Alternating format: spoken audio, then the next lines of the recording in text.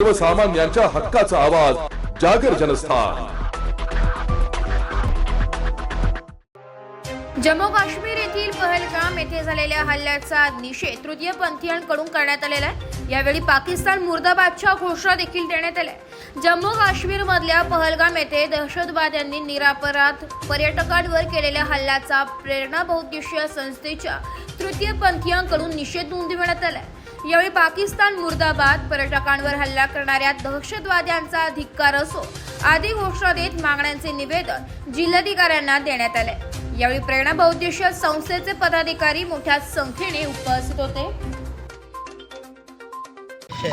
मी नीलू पार्वती जोगे, इच्छापूर्ती काळेश्वरी मंदिर धुळे आणि प्रेरणा बहुउद्देशीय संस्थेची सचिव। जिहादी मानसिकतेचा प्रथमचा जाहीर निषेध झालाच पाहिजे। भारतातील एक पर्यटन क्षेत्र म्हणून प्रख्यात असलेल्या तसेच भारतात स्वर्ग म्हणून ओळखल्या जाणाऱ्या जम्मू काश्मीरमधील पहलगाम येथे दिनांक 22/4/2025 रोजी काही क्रूर मानसिकतेच्या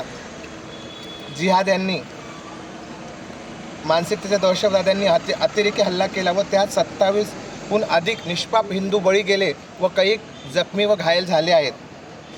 आपण नेहमी धर्मनिरपेक्ष अपेक्षा करत असतो, पण हा फक्त हिंदू धर्मनिरपेक्ष आहे। ही संकल्पना मुसलमानांबद्दल करणं चुकीचं आहे मला तरी असं वाटतं। कारण की आज जे जिहादी हल्ले होत आहे, जे निष्पाप लोक बळी पडत आहे, काश्मीरसारख्या सुंदर देशामध्ये काही लोक पर्यटनासाठी गेले, काही लोक कामासाठी गेले, पण तिथं त्यांना निष्पाप क्रूर हत्या करण्यात आली। त्यांना जात विचारला गेली नाही, त्यांना फक्त धर्म विचारला गेला। हिंदू धर्म सांगितल्यावर त्या लोकांचे अशात मुर्दे पाडले। अशी मानसिकता कोणपर्यंत चालणार आहे? शासन कधी जागे होणार आहे यासाठी?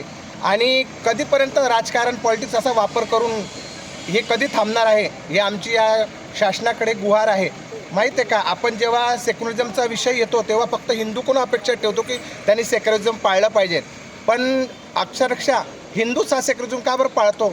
तोच फक्त हिंदुत्वाचा विचार करतो, सर्व धर्म समभावाचा विचार करतो, बाकीचे लोक हा विचार करत नाही। या क्रूर मानसिकतेला आळा बसला पाहिजे, कुठंतरी थांबलं पाहिजे हे सगळं तरी। म्हणून आम्ही या शासन दरबारी हीच मागणी करण्यात आलो की न्याय मिळालाच पाहिजे।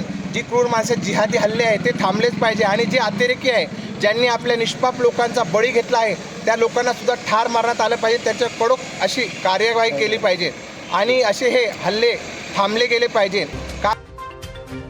जागर जनस्थानकरिता प्रतिनिधी रूपक विरारी, धुळे।